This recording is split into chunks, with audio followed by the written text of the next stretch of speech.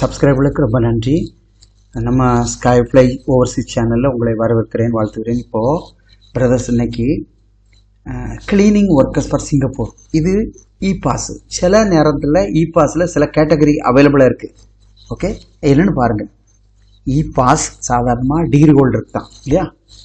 So இதுலேயும் degree ஹோல்டருக்கு கூட ஆரம்பமே பண்ணவங்களுக்கு உண்டு, சிலது அது இல்லாமல் இருக்குது. அது எப்படின்னு நம்ம பார்ப்போம்.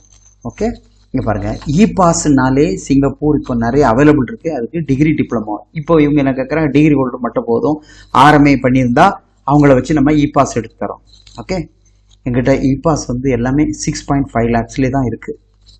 ஓகே, இந்த ஆர்எம்ஏ தனியாக பண்ணிக்கணும், சரிங்களா? ஓகே, இப்போ பாருங்கள்.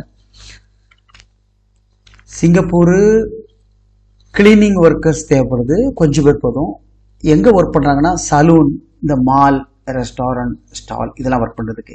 Salary $1750 per month. Duty time, meal இருக்குது. மற்றபடி ஃபுட்டு இல்லை, சாப்பாடும் இல்லை. ஓகே, ஃபுட் அக்காமடேஷன் இல்லை. 1750 பெர் மந்த்து. பின்னா ஓவர் டைம் எதாவது பார்த்தா 2000 கிடைச்சா கூட ஃபுட் அக்காமடேஷனுக்கு 400-500 போயிடும் இல்லையா? மீதி 1500 கிடைக்கும். அப்படின்னா 3 மாதம் கழிச்சு ஒரு 100 கூட்டி கொடுப்பாங்களாம். எதில்? இந்த சலூனில் வேலை பார்க்குறாங்க, மாலில் வேலை பார்க்குறாங்க, ரெஸ்டாரண்ட் வேலை பார்க்குறாங்க. அவ்வளோதான். என்ன டீசெண்டாக இருக்கும். எக்ஸ்ட்ரா வருமானம் கிடைக்கான்னு சொல்ல முடியல. ஓகே, ஆனால் டிகிரி ஹோல்டர் மஸ்ட்டு. அவங்க டேட் ஆஃப் பர்த் வந்து 1990லேருந்து 97க்குள்ளே இருக்கணும். அப்போ இந்த வீடியோ பார்க்குற நீங்கள் சிங்கப்பூர் போகணும், நான் டிகிரி ஹோல்டர் தான் அப்படின்னா உங்கள் டேட் ஆஃப் பர்த் 1990லேருந்து 1997 வரைக்கும் இருந்தால் நீங்கள் இதில் எலிஜிபிள் இல்லையா? அப்படின்னாலும் நம்ம பெரிய அமௌண்ட் கட்டி தான் போகிறோம்.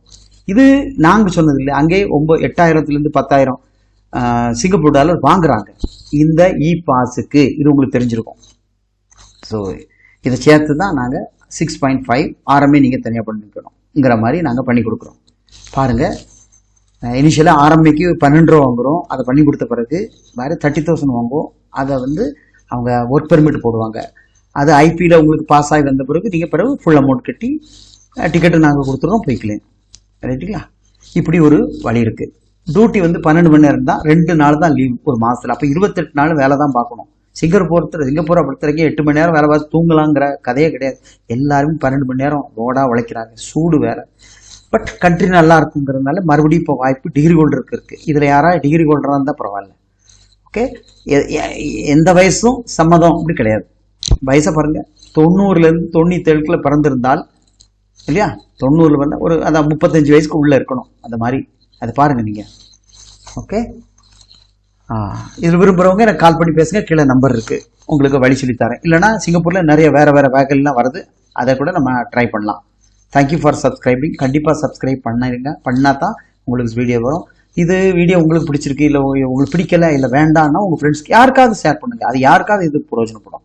விரும்பினா வரப்போகிறாங்க. இந்த வேகன்சி வந்து இப்போ சிங்கப்பூர் பொறுத்த வரைக்கும் டிகிரி ஹோல்டர்ஸ்க்கு வேகன்சி எப்பவுமே வந்து போய்கிட்டு தான் இருக்கும். ஆனால் இந்த ஏஜ் கேட்டகரிக்குள்ளே நிற்கணும். நின்னா தான் செலக்ட். சார் நான் காசு கொடுக்க ரெடி சார், ஆனால் ஏன் முடியல அப்படின்னு கிடையாது. ஸோ அவங்க ஒரு கிரிட்டீரியா வச்சுருக்காங்க.